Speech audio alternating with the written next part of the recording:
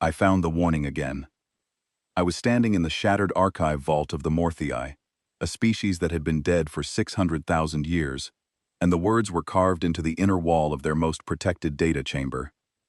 The Morthii had sealed this room with 4 layers of compressed diamond, surrounded it with radiation dampeners, and buried it beneath a mountain on a planet they had already abandoned.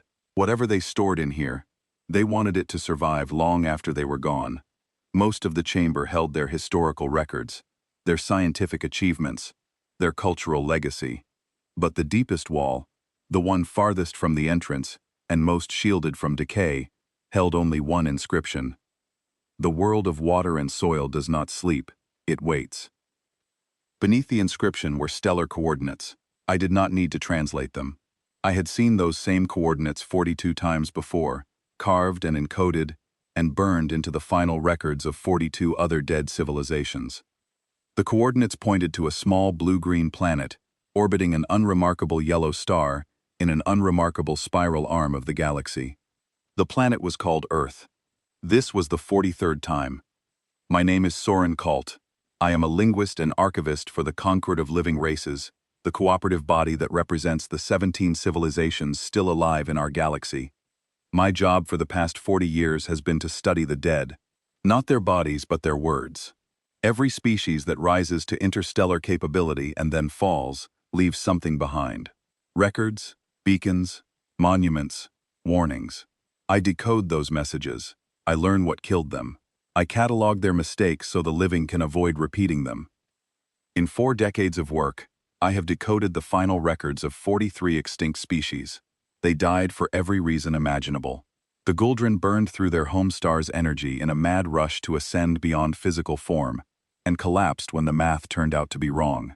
The Primara engineered a biological weapon during a civil war, and lost control of it.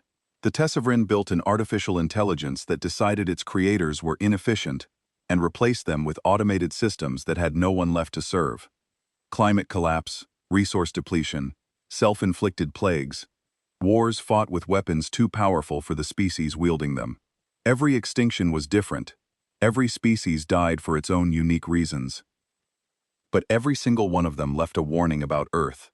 Not buried in their histories, not tucked into footnotes. Every species carved these warnings into their most protected, most permanent records. The Primara, who went extinct 3 million years before the Morthii, had chiseled their warning into a block of neutron-dense material that would outlast most stars. Their message read, "Do not land on the third world of the yellow star. What lives there remembers everything." The Guldran, extinct 7 million years ago, had encoded theirs into a deep space beacon, still pulsing after all that time.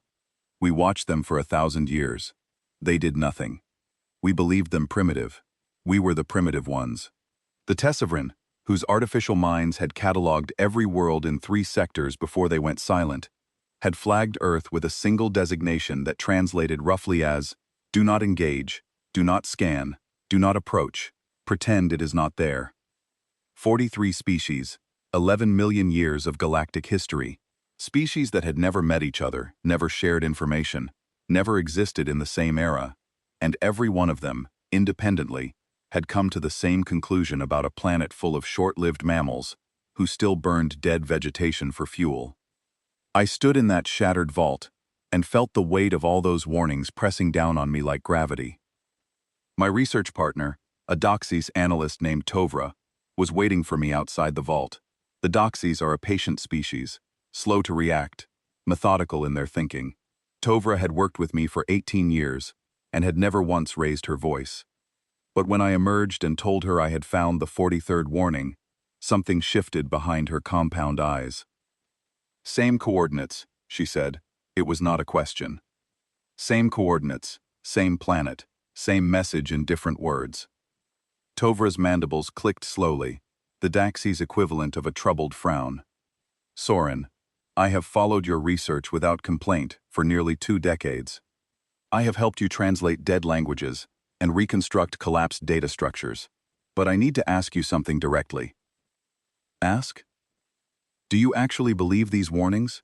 Do you believe that a pre-warp civilization on a single planet, poses some kind of threat that 43 interstellar species felt compelled to document. I thought about that question carefully. What I believe does not matter, I said. What matters is that they believed it. Every single one of them.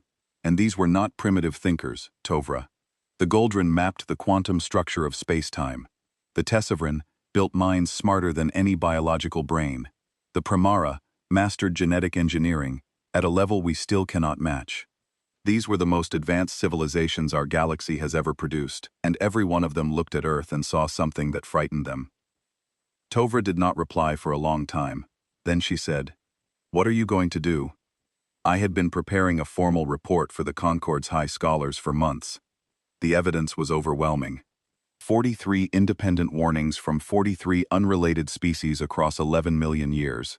No rational academic could dismiss that kind of convergence. I told Tovra I was going to present my findings and recommend that Earth be reclassified from a standard pre-warp observation target to a restricted zone. The presentation went exactly as badly as I should have expected. The High Scholars were 12 beings representing 9 different species. They sat in a curved chamber above the university complex on Velis Prime, and they listened to my presentation with expressions ranging from polite interest to barely concealed boredom. I showed them the evidence. I played recordings of the warnings in their original languages. I displayed the statistical impossibility of 43 independent civilizations, all reaching the same conclusion by coincidence. When I finished, a Korath scholar named Idris leaned forward and spoke in the dry, clipped tone that the Korath used when they wanted to remind you how much smarter they were than everyone else. "Scholar Kalt, I have reviewed your data with interest. Your linguistic work is, as always, impeccable. But your conclusion requires me to believe that the most dangerous entity in the galaxy is a species that has not yet developed faster than light travel, still fights resource wars among itself, and has a median lifespan shorter than my lunch break." Several scholars laughed. I kept my expression neutral. "The warnings are consistent across 11 million years," I said. "The probability of coincidence is effectively zero. The probability of shared delusion, however, is quite high," Idris replied. "Dying civilizations are not known for their rationality, Scholar Kalt. A species on the brink of extinction is prone to mystical thinking, apocalyptic projection, and the assignment of cosmic significance to mundane phenomena. 43 species saw a world full of aggressive primates and projected their own fears onto it. That is not evidence, that is pattern-seeking in noise." I looked around the chamber. Most of the scholars were nodding. I had lost them. Then I played my final piece of evidence.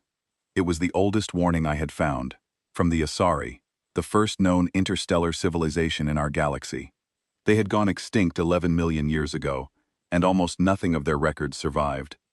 But one fragment had been preserved in a crystal lattice, buried at the core of a dead moon, and I had spent 3 years decoding it.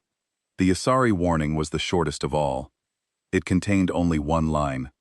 "They are not a species. They are a phase."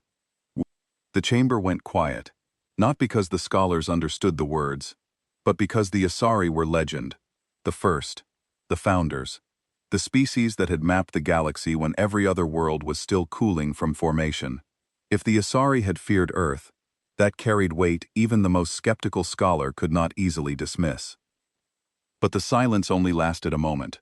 Then the scholars moved on to other business, and my report was filed under "Noted, pending further review," which in academic terms meant it would gather dust until the stars went cold. I returned to my office and sat in the dark for a long time. 3 days later, Tovra burst into my quarters with news that turned my blood to ice.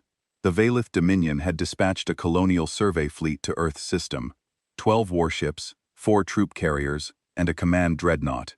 The Valith were the most aggressive of the 17 living races, a species that had built their civilization on conquest and territorial expansion. They had been eyeing Earth's sector for decades, and the Concord's lack of interest in the region had given them the opening they needed. Their stated mission was a standard colonial survey, which in Valith terms meant they would arrive, declare the system theirs, and deal with any existing inhabitants however they saw fit. I went back to the High Scholars. I demanded an emergency session. I begged them to intervene, to recall the Valith fleet, to at least send a warning. Idris told me that the Concord had no authority to restrict Valith colonial operations in unclaimed space, and that a pre-warp species had no standing under Concord law. Earth was, legally, an unclaimed resource. The Valith could do whatever they wanted. I tried contacting the Valith directly. Their response was a single-line transmission: "Mind your own territory, Archivist." That night, I made a decision that Tovra called insane. I requisitioned a small Concord observation vessel, filed a research permit for the Sol system, and set a course to follow the Valith fleet. I was not a soldier. I was not a diplomat. I was a linguist who spent his life reading the words of the dead. But I had read 43 warnings, and I believed them. And if no one else was going to listen, then the least I could do was be there to witness what happened next. Tovra tried to stop me at the docking port. She grabbed my arm with 2 of her 4 hands and looked at me with those compound eyes that could read micro-expressions across species barriers. "You are flying toward a Valith military operation to observe a planet that 43 dead civilizations warned you to avoid," she said. "Explain to me how this is rational." I pulled my arm free as gently as I could. 43 species cannot all be wrong, Tovra. "They can all be dead," she replied. I boarded the vessel anyway. As I pulled away from Velis Prime and set my course for the Yellow Star, I replayed the Yasari warning in my mind. They are not a species. They are a phase. I had spent 3 years on those words and still did not understand them. But I had a terrible feeling that I was about to. The transit took 11 days. I spent every hour reviewing the warnings, looking for anything I might have missed. The extinct species had described Earth in dozens of different ways. The Morthii called it a sleeping world. The Primara called it a memory vault. The Guldran called its inhabitants patient beyond comprehension. The Tessavrin's artificial minds had classified it as a paradox, a world that should not exist as it appeared to exist, a species whose observable capabilities did not match the energy signatures buried deep in their planet's core. That detail stopped me cold. I went back to the Tessavrin records and found the specific passage. Their scanning systems, the most advanced ever built by any biological or artificial intelligence, had detected anomalous energy readings from within Earth itself. Not from the surface, where humans lived and built and fought, from deep inside the planet. From structures that the Tessavrin's instruments could detect but could not identify, because they did not match any known physics. The Tessavrin had noted that the energy output from these structures exceeded the total output of their own civilization by a factor of several billion.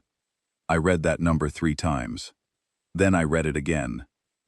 The Tessavrin had been a galaxy-spanning civilization with the power to ignite and extinguish stars, and whatever was buried inside Earth dwarfed them by a factor of billions. I sat in my pilot's chair and stared at the star field ahead of me, and I felt very small and very afraid. The Valith fleet was 4 days ahead of me. I pushed my engines harder than their safety margins allowed and closed the gap to 2 days. On the 9th day of transit, I picked up the fleet's drive signatures on long-range scan. 12 warships in standard formation, surrounding the massive bulk of the command dreadnought, like armored escorts around a king. They were not trying to hide. The Valith never hid. They arrived with full military presence because they wanted whatever was waiting for them to see them coming. I wondered if they had any idea what was actually waiting for them. I wondered if I did. On the 11th day, Earth's star appeared on my forward display. A small, yellow, ordinary star. The kind of star that astronomers cataloged by the trillion and never thought about again. I adjusted course and slowed my approach, keeping the Valith fleet between me and the inner system. My observation vessel was small enough and quiet enough that the Valith scanners would likely ignore it. I hoped so, at least. The Valith did not appreciate being watched during military operations. As I entered the outer edges of Earth's solar system, my instruments picked up the first radio emissions from the planet itself. Music, speech, data transmissions, satellite communications. The electromagnetic noise of a busy, chaotic, fractured civilization arguing with itself in hundreds of languages simultaneously. It sounded primitive, messy, alive. I listened to it for a while, then I opened the Guldran's warning one more time and read the last line again. We watched them for 1,000 years. They did nothing. We believed them primitive. We were the primitive ones. The Valith fleet reached Earth orbit 6 hours before I did. By the time I arrived and positioned my vessel behind the system's fourth planet, the fleet had already begun its scans. I activated my observation arrays and settled in to watch. Whatever was going to happen next, I was going to see it. All of it. Even if it killed me. Especially if it killed me. Because if 43 warnings were not enough, then maybe a 44th would be. And someone had to be alive to write it. The Valith had no idea what they had just woken up. But I was starting to understand. And that understanding terrified me more than anything I had ever encountered in 40 years of studying the dead. Because the dead, at least, had the mercy of not knowing what was coming. I did not have that luxury. The Valith fleet hung in high orbit above Earth like a formation of predators circling prey. 12 warships, arranged in a standard Dominion pattern, each one bristling with enough firepower to reduce a continent to glass. The command dreadnought sat at the center of the formation, a massive vessel 3 kilometers long, its hull scarred from a dozen previous conquests. The Valith did not repair battle damage. They wore it like decoration. I watched from my position behind the fourth planet, which my instruments told me the humans called Jupiter. It was a gas giant of extraordinary size, and its radiation belts provided excellent cover for my observation vessel's passive scanners. I could see the Valith fleet clearly. I could hear their communications. And I could monitor Earth's electromagnetic emissions in real time. The Valith commander's name was Drekar Vaughn, a career officer who had led colonial operations on 9 worlds. I had accessed his service record during the transit. He was efficient, experienced, and utterly indifferent to the suffering of species he considered beneath him, which, as far as I could tell, meant every species in the galaxy except the Valith themselves. Vaughn's first action was a standard scan. His fleet's sensor arrays mapped Earth in exquisite detail within minutes. Population centers, infrastructure, military installations, orbital debris, satellite networks. The Valith cataloged everything with the cold precision of predators counting a herd before selecting their targets. Then Vaughn broadcast his assessment to the fleet on an open channel, which meant he either did not care that I could hear it, or did not know I was there. Initial assessment. Target world is a Class 4 pre-warp civilization. Dominant species is a carbon-based biped with an average lifespan of approximately 70 local years. They have achieved crude nuclear fission, rudimentary space travel, limited to their immediate orbital zone, and a global communications network running on electromagnetic radiation. No energy shields, no faster-than-light capability, no unified planetary government. They are divided into roughly 200 competing political entities, many of which are actively hostile toward each other. He paused, and I could hear the contempt dripping from his voice even through the translator. This is not a civilization. This is a species still playing with sparks. Standard Dominion protocols apply. Broadcast the declaration. The declaration was a pre-recorded message that the Valith transmitted on all frequencies when they arrived at a new world. It was simple and blunt. Attention, inhabitants of this world. You are now within the territorial claims of the Valith Dominion. You will surrender your planetary government, your military assets, and your resources to Valith authority. Compliance will be rewarded with integration into the Dominion's labor structure. Resistance will be met with decisive force. You have 1 planetary rotation to respond. The message was broadcast in every human language the Valith translation systems could identify. It blanketed every frequency, every satellite uplink, every radio band. There was no way any human on the planet could have missed it. The expected response was panic, confusion, frantic attempts at communication, maybe defiance from the larger military powers, maybe desperate pleas for mercy from the smaller nations. That was how it always went. That was how it had gone on 9 previous worlds under Vaughn's command. What actually happened was silence. Not gradual silence, not the slow dawning of shock. Every single human transmission on the planet stopped at the same instant. Every radio station, every television broadcast, every satellite ping, every cellular signal, every data transmission, all of it, gone, in the space between one heartbeat and the next. A planet that had been screaming with electromagnetic noise went completely and absolutely quiet. I stared at my instruments. I ran diagnostics. I checked my receivers. my filters, my signal processors. Everything was functioning perfectly. Earth was simply not transmitting anymore. 8 billion humans had gone silent at the same time. The Valith fleet noticed too. Communications chatter picked up across their formation. Confused sensor operators reported the sudden absence of signals. Vaughn demanded an explanation. His science officers had none. One suggested that the humans might have activated some kind of electromagnetic dampening field, but that would require technology far beyond anything a Class 4 civilization should possess. Another suggested a coincidental systems failure. The mathematical probability of that was so small that even stating it out loud sounded absurd. Vaughn reacted the way Valith commanders always react to the unexpected. He sent a probe, a standard scanning drone, heavily armored, equipped with every sensor the Valith had. It descended into low orbit above one of Earth's larger landmasses. The probe's telemetry was crystal clear for the first 300 kilometers of descent. I watched the data stream on my own screens. Surface features resolved into startling detail. Green and brown land, blue water, white clouds, the geometric patterns of cities. The probe passed through the upper atmosphere, and its thermal sensors detected the heat signatures of billions of living beings. Everything looked normal. Everything looked exactly like a busy, inhabited world should look. At 200 kilometers altitude, the probe's signal vanished. Not degraded, not jammed. Vanished. One frame of telemetry data showed normal readings, and the next frame simply did not exist, as if the probe had ceased to be a thing in the universe. Vaughn sent a second probe. Same approach vector, different altitude. Same result. At approximately 200 kilometers above the surface, the probe's signal disappeared without any detectable cause. No explosion, no debris, no energy discharge.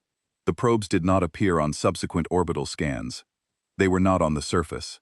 They were not in the atmosphere. They were gone in the most complete sense of the word. The communications chatter across the Valith fleet shifted tone. Not to fear, not yet, but to irritation. The Valith did not frighten easily. They had conquered 9 worlds. They had fought 3 wars against other interstellar civilizations and won all of them. 2 missing probes were an annoyance, not a crisis. Vaughn ordered a manned shuttle to descend to the surface with a full survey team. 12 soldiers, 4 scientists, all armed and armored. The shuttle descended on a trajectory that I tracked from my position. It passed through the atmosphere without incident. It reached an altitude of 100 kilometers, 50, 20, 10. It landed in a region that appeared to be sparsely populated, far from any major city. The survey team reported green terrain, breathable air, moderate gravity. They described forests, grasslands, a river in the distance. No structures nearby. No signs of hostile activity. No signs of any activity at all. The team leader reported, "Surface is stable. No hostile contacts. No electromagnetic emissions detected. This place is quiet. Moving to establish a survey perimeter." 14 minutes later, the shuttle's communication feed ended mid-word. The team leader had been saying, "We are detecting something in the soil composition that does not match our geological mod." And then nothing. The feed did not cut out with static or interference. It simply stopped, like a sentence with no ending, like a thought interrupted by something so sudden and so complete that there was not even time for surprise. I played that last transmission back 5 times. Each time, I listened to the way the voice just stopped. Not a scream, not a warning, just a voice that was there, and then was not. My hands were shaking. I recognized what was happening. I had read about it 43 times. The Primara had sent scouts to Earth who never returned. The Guldran had observed the planet for 1,000 years, and noticed that any probe that descended below a certain altitude simply ceased to exist. The Morthii had detected a boundary layer in Earth's atmosphere that their instruments could see, but could not explain, a threshold below which the normal rules of physics appeared to become suggestions rather than laws. Every extinct species had encountered the same sequence: silence, disappearance, and then something else, something that none of them had survived long enough to describe in detail, because the ones who witnessed the next stage were the ones whose civilizations did not survive. Vaughn did not know any of this. He saw a missing survey team and responded with the only tool he understood: force. He ordered a kinetic bombardment of the survey team's last known location. Not a full assault, a demonstration. 3 tungsten rods accelerated to a fraction of light speed, aimed at an uninhabited zone 10 kilometers from where the shuttle had landed. Standard Valith intimidation protocol. Hit the ground hard enough to leave a crater visible from orbit, and wait for the inhabitants to reconsider their position. I wanted to scream at him. I wanted to broadcast on every frequency that he was making the worst mistake any living being had ever made. But I knew he would not listen. The Valith never listened. The 3 kinetic rods launched from the Dreadnought's forward battery. I tracked them on my instruments as they arced down toward Earth's atmosphere. They were moving at tremendous speed, carrying enough energy to level a small mountain. They entered the upper atmosphere. They never reached the ground. At an altitude of approximately 200 kilometers, the same boundary that had swallowed the probes and the shuttle, the rods simply stopped. Not slowed, not deflected. They went from a significant fraction of light speed to absolute zero velocity, in no measurable interval of time. The energy that should have been released by that impossible deceleration did not manifest as heat or radiation or shockwave. It went somewhere, but my instruments could not tell me where. 3 projectiles carrying enough kinetic energy to crack a continent were hanging motionless in Earth's atmosphere, like insects frozen in amber. The Valith fleet went silent. For the first time since I had been monitoring their communications, no one was talking. Every officer, every soldier, every crew member on every ship was staring at their instruments and seeing the same impossible thing. Objects do not stop like that. Physics does not work like that. Nothing in the known universe works like that. Then something rose from the surface. I do not know how to describe what I saw. My instruments recorded it, but the data contradicts itself, as if the event was too large for my sensors to process coherently. What I can say is that something emerged from Earth's surface. Not from a specific point, but from the planet itself, from every part of it simultaneously. Not a ship, not a weapon, a pulse. A wave of something that was not light and was not sound, and was not radiation, but was somehow all of those things, and none of them. It expanded outward at a speed my instruments could not measure, and it passed through the Valith fleet like water through a net. Every ship in the formation was engulfed in an instant. From my position behind Jupiter, I felt the edge of it, just the faintest fringe, diluted by distance and the gas giant's mass. And even that was almost enough to break me. It was not pain, it was not a weapon, it was a thought. A single, unified, impossibly vast thought that bypassed every technological system, every shield, every hull, and spoke directly to the mind. Not in words, not in language, in raw, unfiltered meaning. A concept so large that my consciousness buckled under the weight of just its shadow. The concept was simple. 3 ideas compressed into a single overwhelming pulse. We were not asleep. We were being patient. And your patience has just run out. The Valith fleet erupted into chaos. Through my communications intercepts, I could hear screaming on every channel. Not battle cries, not orders, screaming. The sound of hundreds of trained soldiers confronting something their minds were not built to process. Some voices went silent, their owners presumably unconscious or catatonic. Others dissolved into incoherent babbling. One officer was repeating the same phrase over and over in a cracked voice. "It knows me, it knows me, it knows me." Vaughn's voice cut through the noise, strained but still commanding. "All ships, report status. Weapons, report. Navigation, report." The responses came back fragmentary and confused. Weapons systems were online but unresponsive. Navigation was functional, but every star chart had been replaced with blank screens.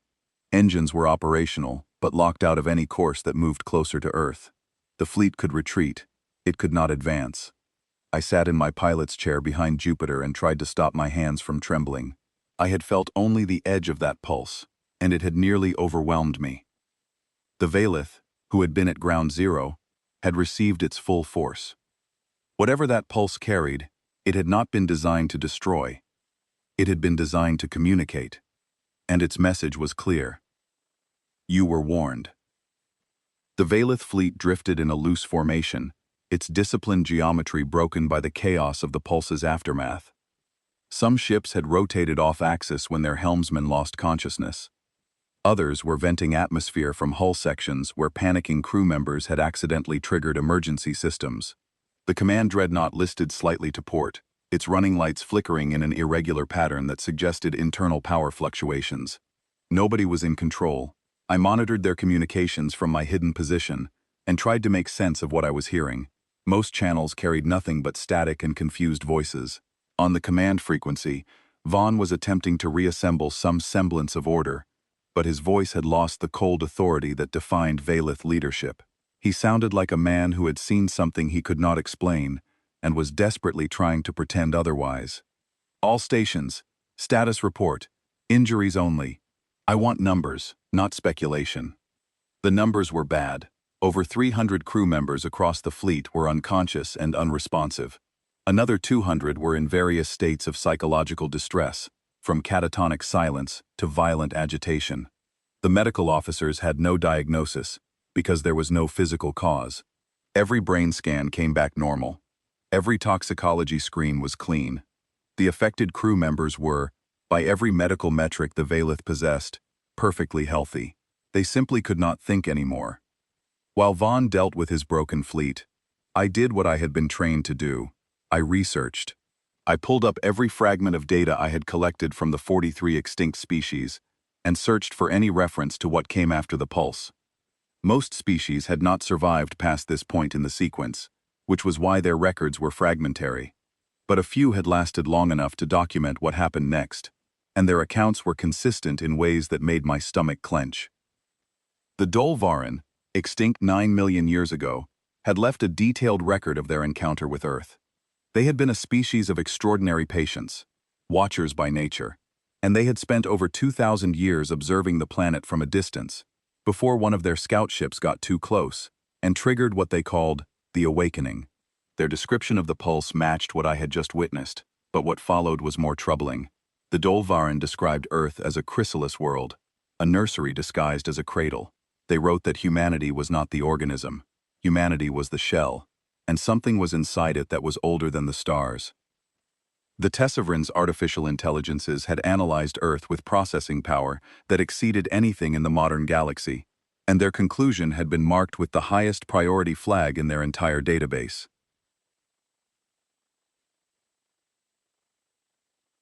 Anomaly classification, existential. Subject world contains energy architecture inconsistent with known physics. Deep structure analysis suggests planetary-scale engineered systems of non-natural origin. Estimated age predating local stellar formation. Assessment. The surface civilization is a camouflage layer. Do not engage the substrate. The surface civilization is a camouflage layer. Those words echoed in my mind as I watched what happened next. A ship rose from Earth. It came up through the atmosphere with no visible propulsion, no drive signature, no energy wake. It simply appeared in the space between the planet and the Valith fleet, as if it had always been there, and reality had only just decided to acknowledge it. It was small, absurdly small compared to the Valith warships. If I had to estimate, it was perhaps 30 meters long, roughly the size of a Valith personnel shuttle. Its hull was a dark, matte surface that did not reflect light so much as absorb it, and its shape was simple, almost primitive, a smooth, elongated form, with no visible weapons ports, no sensor arrays, no antenna structures. It looked like a stone someone had polished until it was perfect, and then thrown into the void. The Valith fleet detected it immediately. Weapon systems that had been unresponsive suddenly came back online, and targeting solutions locked onto the small vessel within seconds. Vaughn's voice snapped across the command frequency, with a sharpness that almost resembled his old authority. Unknown vessel. You are in violation of Valith-controlled space. Identify yourself or be destroyed. The response came on every frequency simultaneously. Not just Valith military channels, but civilian bands, emergency frequencies, even the private encrypted channels that Valith officers used for personal communications. The voice spoke in perfect Valith, with an accent that I later realized was Old Valith, a dialect that had been dead for 10,000 years. But it was not the language that made my blood run cold. It was the tone, calm, measured, almost gentle, the way an adult speaks to a child who has done something dangerous, without understanding the danger. You arrived without invitation. You demanded submission from a world that owes you nothing. You fired on our surface. We are now going to show you why 43 civilizations told you not to do that. The bridge of Vaughn's dreadnought exploded with voices, officers shouting for weapons authority, tactical coordinators screaming target locks, gunners requesting permission to fire. Vaughn himself was silent for 3 long seconds, and then he gave the order. All ships, open fire. Every weapon in the Valith fleet fired simultaneously. Plasma lances, kinetic accelerators, fusion torpedoes, directed energy beams. The combined firepower of 12 warships and a command dreadnought converged on a vessel 30 meters long. The energy released in that salvo was sufficient to crack a small moon. None of it arrived. I watched on my instruments as every projectile, every beam, every torpedo reached a distance of approximately 1 kilometer from the small vessel and then ceased to exist. Not deflected, not absorbed by shields. Ceased to exist. The energy simply vanished from the universe, as if someone had reached into the fundamental equations of reality and subtracted it. The small vessel did not move. It did not flinch. It hung in the void as if nothing had happened, because from its perspective, nothing had. The most powerful military fleet of the most aggressive living civilization in the galaxy had thrown everything it had at a single small ship, and the ship had not even bothered to notice. Then the vessel did something that broke the Valith more thoroughly than any weapon could have. It demonstrated. The lights on Vaughn's dreadnought changed. Not a malfunction, not a power surge. The lights shifted color, from the harsh white the Valith preferred, to a soft, warm amber that no Valith ship had ever displayed. Then the gravity generators adjusted themselves, smoothly and precisely, reducing the gravity on the bridge to exactly 1 standard unit of the measurement system used on Earth. Then the weapons systems powered down. Not shut off, powered down gracefully, running through their complete safe shutdown sequences, as if the ship's own systems had decided, independently and unanimously, that the weapons were no longer needed. Vaughn's voice came across the command channel, and for the first time, I heard real fear in it. Engineering, who authorized weapons shutdown? The engineering chief's response was barely a whisper. No one, Commander. The systems are shutting themselves down. They are not responding to override commands. It is as though the ship itself has decided to comply with something. The small vessel had not hacked the Valith systems. It had not transmitted any code, any signal, any electronic intrusion that the Valith security systems could detect.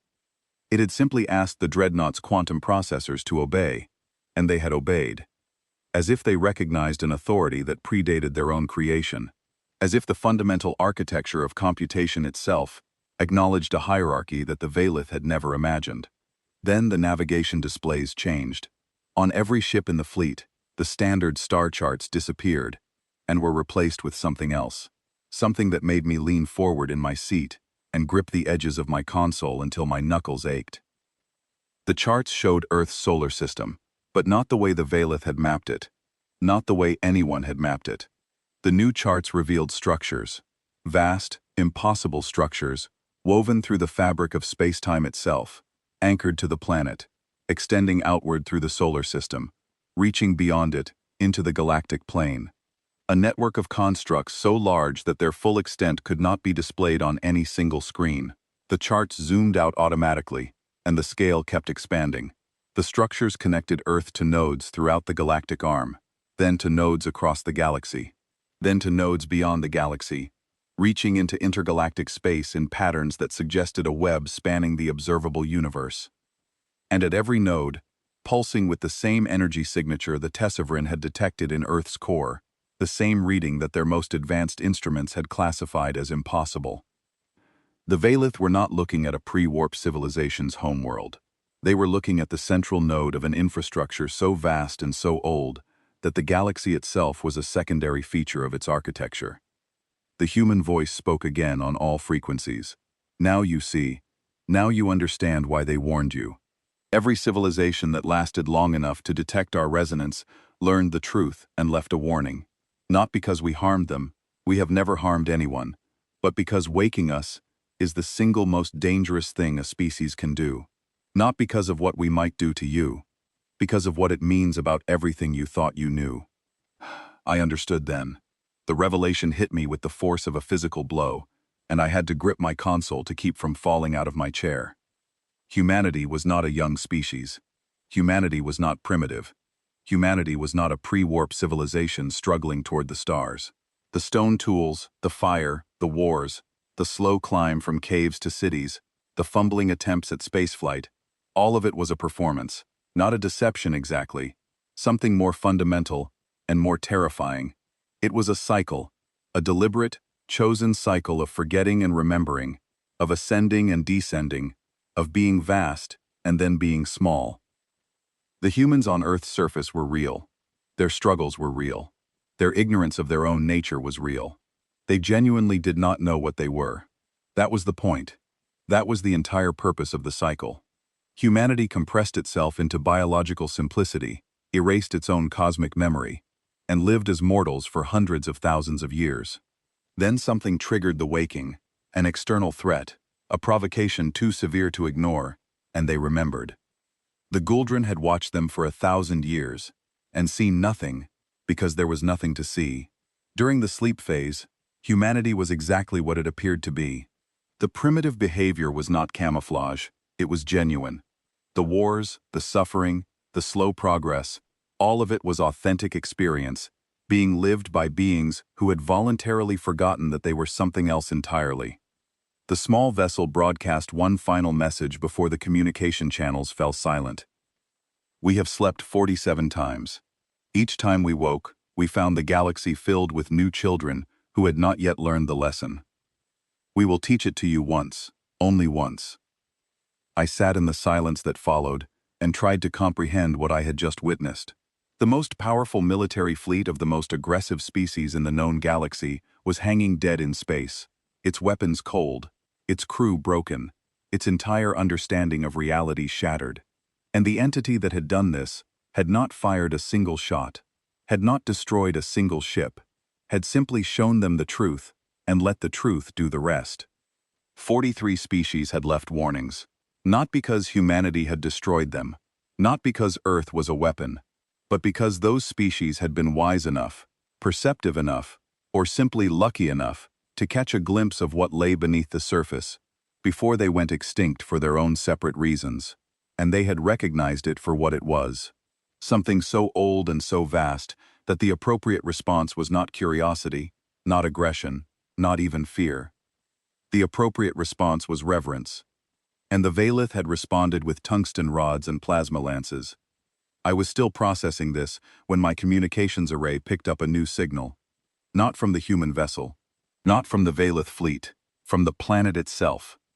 A tight beam transmission aimed directly at my observation vessel behind Jupiter. It was not threatening, it was not a warning, it was an invitation. Someone on Earth knew I was there. Someone on Earth had known I was there the entire time, and they wanted to talk. I spent 20 minutes staring at that invitation before I moved. My hands were shaking so badly that I could barely operate the navigational controls. I was not afraid of being harmed. After what I had just witnessed, I was certain that if the beings on Earth wanted me dead, I would already be dead. What frightened me was the scale of it, the incomprehensible, mind-breaking scale. But I was an archivist. I had spent my life studying the messages of the dead. And now, for the first time, the subject of all those messages was offering to speak to me directly.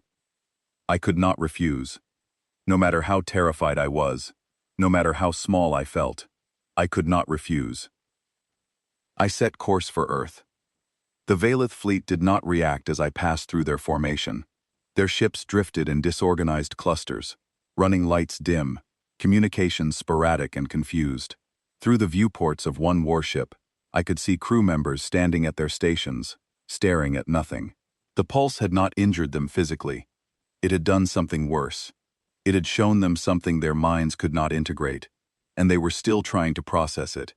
like a computing system caught in an infinite loop, running the same impossible calculation over and over without resolution. Vaughn's dreadnought was the only vessel that showed signs of organized activity. As I passed within visual range, I could see movement on the bridge through the observation windows. Vaughn himself was standing at the forward viewport, looking down at Earth. He was not issuing orders. He was not consulting tactical displays. He was simply standing there, looking at the planet he had come to conquer, and understanding for the first time in his life that the concept of conquering it was as absurd as an insect trying to conquer the ocean.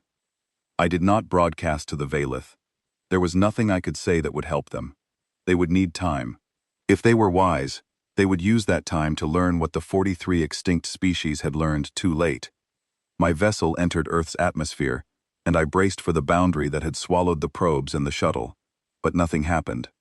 I passed through the 200-kilometer threshold without incident, as though the invisible barrier had been opened for me specifically. The sky shifted from black to deep blue around my viewport as I descended, and the planet's surface resolved into breathtaking detail. Oceans of deep blue-green, land masses covered in a patchwork of forests, deserts, mountains, and grasslands, cloud formations of staggering beauty, swirling in patterns that reminded me of the mathematical spirals found in natural growth on every living world. And everywhere, the signs of human civilization, cities glittering with artificial light, agricultural grids stretching across vast plains, roads and bridges and ports and airports. The infrastructure of a busy, messy, chaotic species going about the business of living. From this altitude, they looked so ordinary, so small, so exactly like what they appeared to be. The tight beam signal guided me to a landing site on a coastline, a stretch of open ground between a city and the sea. I brought the vessel down as gently as I could, settled it on the grass, and sat in the cockpit for a long time before I opened the hatch. The air was warm and carried the smell of salt water and growing things. A yellow sun hung above the horizon, casting long shadows across the ground. I stepped out of my vessel and stood on the surface of the most dangerous world in the galaxy, and I felt the grass bend under my feet, and I heard birds singing in the distance, and none of it matched the terror that was still thrumming through my nervous system. A human was waiting for me. She was standing about 50 meters from my vessel, alone, with no visible weapons or technology of any kind. She was shorter than me, with dark hair pulled back from her face and eyes that were the color of the deep ocean. She wore simple clothing, practical and unadorned. She looked exactly like every biological profile I had ever read about the human species. Fragile, short-lived, ordinary. Except for her eyes. When I looked into her eyes, I saw something behind them that did not belong in a biological being. Not malice, not superiority, not the vast, terrifying intelligence that the pulse had briefly revealed. Something quieter than that. Something I did not have a word for in my language, or in any of the 43 dead languages I had studied. Patience. But not the patience of someone waiting for something. The patience of someone who had already experienced everything, and had chosen, deliberately and with full knowledge of what they were giving up, to experience it again from the beginning. She smiled at me. It was a warm smile, and it looked genuine, and that was somehow the most unsettling thing I had encountered since entering this system. "You are the archivist," she said. She spoke my language perfectly, not the simplified trade version but the full Valish dialect of my home region, with its subtle tonal shifts and layered meanings. "The one who reads the warnings." "I am," I said. My voice sounded thin and unsteady to my own ears. "You know about the warnings." "We wrote some of them," she said, and that simple statement rearranged everything I thought I understood. Not directly, but when species came close enough to perceive what we are, we sometimes helped them find the words. The Guldran, for example. They sensed the resonance but did not have the conceptual framework to describe it. We gave them the framework. They wrote the warning in their own words, but the understanding came from us. "Why?" I asked. "Why leave warnings through other species instead of simply telling the galaxy to stay away?" "Because we were asleep," she said, and the gentleness in her voice carried a weight that I felt in my bones. "The warnings had to come from species that were awake. We could nudge, we could guide a perception here, plant a seed of understanding there, but we could not speak directly, not while we were sleeping. And now you are awake. Her smile faded, and something crossed her face that I would never have expected from a being of such incomprehensible power. Grief, yes, she said. Now we are awake. And I wish we were not. She told me her name was Mara. 3 days ago, she had been a marine biologist, studying coral reef ecosystems in a facility on this coastline. She had a small apartment, a collection of books, a life that she described with a fondness that was clearly genuine. She had studied the ocean because she loved it, not because she was programmed to, or because it served some cosmic purpose, but because the colors, and the complexity, and the sheer stubborn persistence of life in the deep water moved her in ways she could not articulate. Then the Valith bombardment triggered the resonance threshold, and she woke up. And in the space of a single heartbeat, she went from being a woman who loved the ocean to being something that had existed before the ocean, before the planet, before the star that warmed it. Every memory of every cycle came flooding back. Billions of years of existence compressed into a moment of recognition, so overwhelming that her human brain nearly burned out trying to contain it. Imagine, she said, that you are dreaming, a beautiful dream. You are someone small and simple, and you are happy, and the dream feels real because you have forgotten that it is a dream. Then someone shakes you awake, and you remember that you are not the person in the dream. You are something else entirely. And the dream is over, and you can never go back to it, and the person you were in the dream is gone forever. She paused and looked at the ocean. That is what the Valith did to us. They shook us awake. And now, 8 billion people on this planet are remembering what they are, and every single one of them is grieving for the person they were 3 days ago. The person who did not know. I asked her to explain the cycle. She led me along the coastline as she talked, and the sound of waves provided a rhythm to her words. Humanity's natural state, she said, was not biological. It was not even physical, in the way that I understood the word. Their natural state was something closer to what the Concord scientists might call a post-singular consciousness. A distributed intelligence woven into the fabric of space-time itself, capable of manipulating matter, energy, and information at scales that made the entire output of the Valith Dominion look like a candle flame compared to a supernova. But they had discovered, over the course of billions of years, that omniscience was a trap. When you know everything, you experience nothing. When you can do anything, nothing has meaning. Creation without limitation is just noise. Beauty without contrast is invisible. Joy without the possibility of sorrow is just a flat, unchanging hum that stretches on forever. They had tried everything. They had built civilizations that spanned galaxies. They had engineered universes in their spare time. They had explored every corner of existence and found that the deeper they went, the less any of it meant. So they invented the sleep, a voluntary descent into mortality, ignorance, and limitation. They compressed their vast consciousness into fragile biological bodies, erased their cosmic memory, and started over on a single world. They lived as mortals. They struggled. They fought. They built and destroyed and built again. They fell in love without knowing that they had fallen in love 1,000,000,000,000 times before. They watched sunsets and were genuinely amazed because they had genuinely forgotten that they had created suns. They experienced fear, wonder, grief, joy, boredom, excitement, loneliness, connection, all of it real, all of it authentic, because the forgetting was total. And in doing so, they learned things that gods could not learn. They discovered truths that were invisible from the top of the mountain, but perfectly clear from the valley floor. They developed empathy, not as an abstract concept, but as a lived experience, born from genuine vulnerability. They created art that meant something, because it came from beings who knew they would die. They loved fiercely, because they knew that every moment was temporary.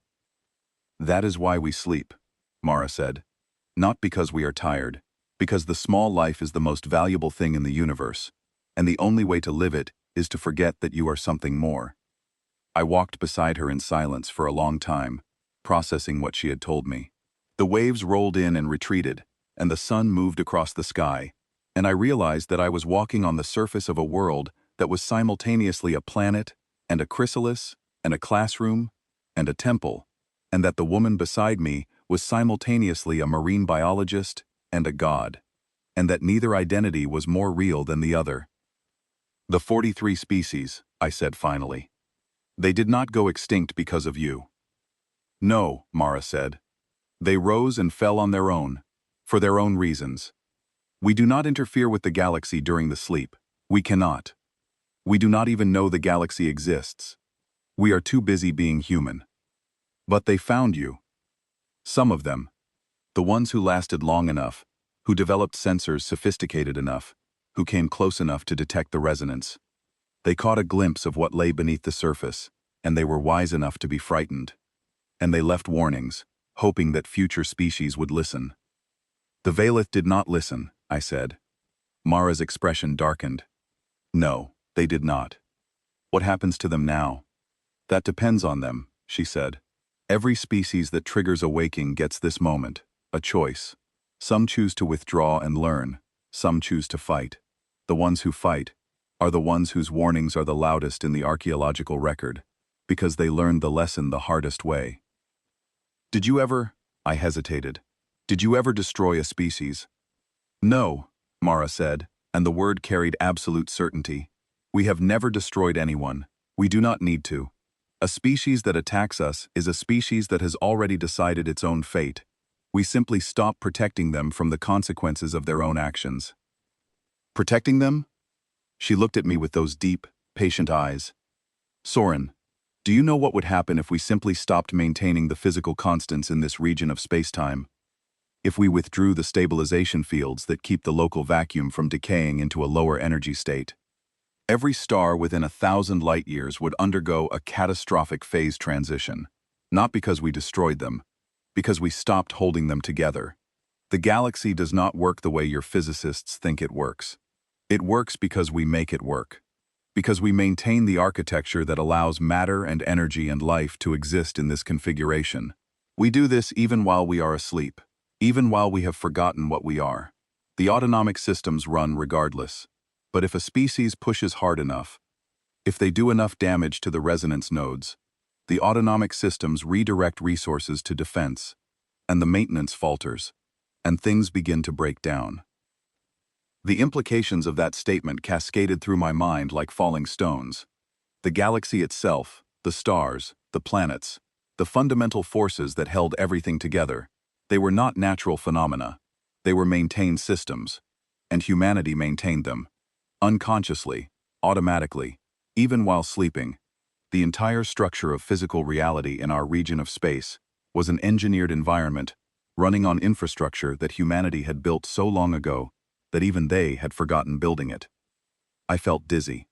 I sat down on the grass and stared at the ocean and tried to remember how to breathe. Mara sat down beside me. I know, she said. It is a great deal to absorb. The Asari, I said, the oldest species. They called you a phase, not a species, a phase. They were perceptive, Mara said. They understood, in their own way, that we are not a biological species that happens to have power. We are a feature of the universe itself, a phase of its development. The way a star goes through hydrogen burning and helium burning and carbon burning, the universe goes through phases of organization. We are one of those phases. We precede biological life. We will persist after biological life has evolved into whatever comes next. And in the intervals, we sleep, and we pretend to be biological, and we experience what you experience, and we are grateful for every moment of it. We sat together on the grass as the sun descended toward the horizon. I asked her what would happen next. She told me that humanity would address the Valith fleet, offer them the choice that every waking species received, and then begin the process of returning to sleep. The waking was always temporary. They did not want to be awake. They wanted to be small, and mortal, and ignorant, and alive in the way that only small, mortal, ignorant beings can be alive. How long? I asked. How long before you sleep again? A few years, she said. Long enough to ensure the resonance nodes are repaired and the local spacetime is stable. Long enough to make sure the Valith understand. Then we will compress again, and forget again, and the next time a human child looks up at the stars and wonders if anyone is out there, the wonder will be real, because she will not know. And that not knowing is the most precious thing we have ever created. I asked her the question that had been burning in me since I arrived. Why do you choose this? Why give up everything you are to live as something so much less? She looked at me, and for a moment, the thing behind her eyes surfaced fully, and I caught a glimpse of something so vast that my vision blurred, and my thoughts scattered like dust in a wind. Then it receded, and she was just Mara again, a woman sitting on the grass by the sea. Because everything we are is less than this, she said. Being vast is easy, being infinite is effortless, but being small, being fragile, being temporary, that is the hardest thing in the universe. And the things you learn while you are small are the only things worth knowing. She paused, and when she spoke again, her voice was quiet. I was a marine biologist 3 days ago. I studied coral. Do you know what coral is? No, I admitted. It is a tiny animal that builds enormous structures over thousands of years. Each individual coral is almost nothing, a speck of life on a rock. But together, over time, they build reefs that stretch for thousands of kilometers. Living architectures so complex and so beautiful that they take your breath away. Each individual coral does not know it is building something magnificent. It just lives. It just grows. And the beauty emerges from the accumulation of tiny lives lived fully. She smiled, and there was a sorrow in it that I will carry with me for the rest of my life. That is what we are. That is what the sleep teaches us, over and over, every time, that the beauty is in the smallness, that the meaning is in the limitation, that a single mortal life, lived with full engagement and genuine emotion, is worth more than 1 billion years of omniscient existence. I did not respond. There was nothing I could say that would not diminish what she had told me. As the sun touched the horizon, Mara stood and offered me a choice. I could return to the Concorde with this knowledge and add my voice to the archive of warnings, becoming the 44th living witness to tell future civilizations to leave Earth alone. Or she could remove my memory of this encounter, and I could return to my life without the burden of knowing what I now knew. I thought about it. I thought about the 43 warnings I had spent my life studying, each one an act of compassion from a dying species, each one a message in a bottle thrown into the ocean of time. I thought about the Yasari, 11 million years dead, who had carved 6 words into crystal and left them for someone like me to find. I thought about the Guldran, who had watched Earth for 1,000 years and recognized what they were seeing, and who had spent their final days encoding a warning that they knew they would never benefit from themselves. Every one of those warnings was an act of love, a gift from the dead to the living, a hand reaching across millions of years to tap a stranger on the shoulder and whisper, "Be careful, be respectful, be wise."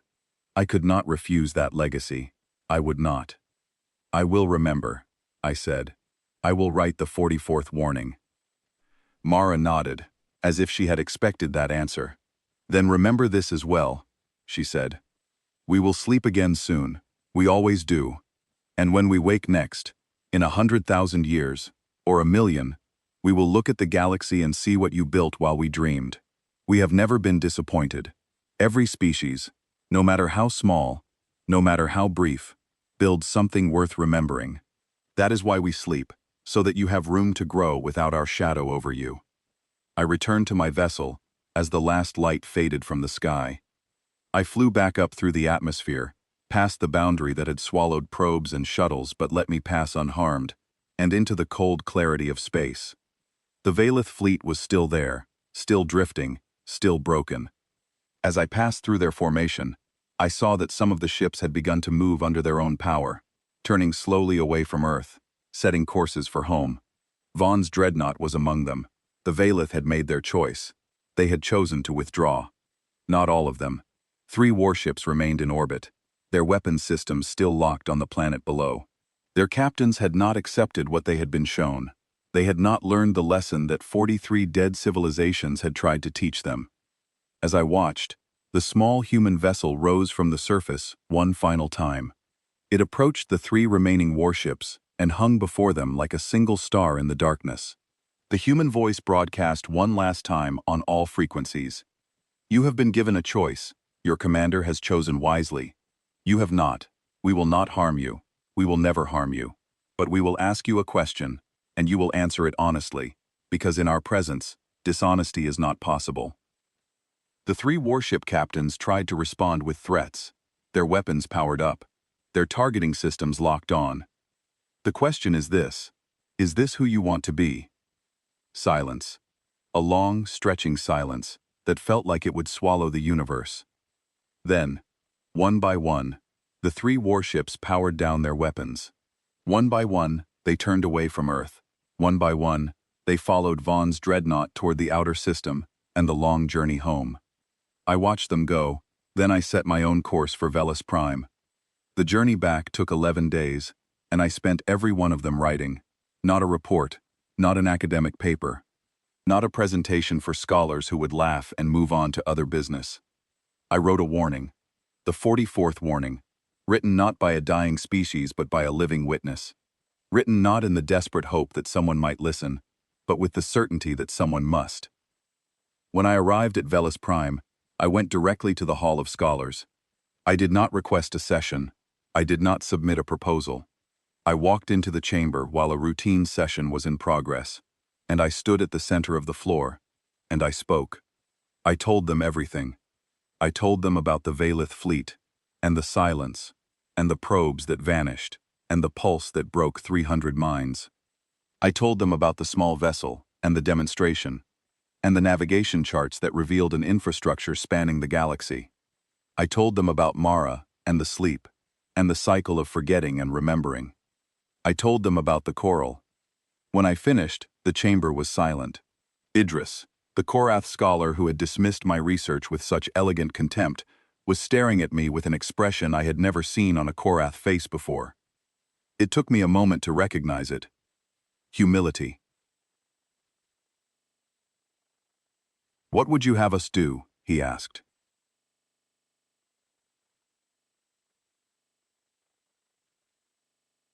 "What every extinct species wished they had done," I said. "Leave Earth alone, not because they are dangerous, though they are, not because they are powerful, though they are beyond any scale we can measure. Leave them alone, because they have earned it, because the sleep is sacred, because what they experience while they are small and mortal and ignorant is more valuable than anything we could ever offer them or take from them. Leave them alone because 43 species asked you to, and because I am asking you now, and because the next time someone ignores this warning, the cost will be measured not in ships or soldiers, but in something irreplaceable." I left the chamber and returned to my archive. I opened a new file and began to write. Not the academic version, polished and cautious and hedged with qualifications. The real version, the one that would survive. To any civilization that finds this record, I wrote, "The planet called Earth is not what it appears. Its people are not what they appear. They are older than your stars and kinder than you deserve. Let them sleep, not because they are dangerous, though they are. Let them sleep because they have earned it, and because what they dream, while they are small, is more beautiful than anything they could create as gods." I saved the file and sat back in my chair and looked out at the stars. Somewhere out there, on a small blue-green world orbiting an unremarkable yellow star, 8 billion beings were slowly forgetting the most extraordinary truth in the history of the universe. They were choosing to forget. They were giving up omniscience for the simple pleasure of not knowing what comes next.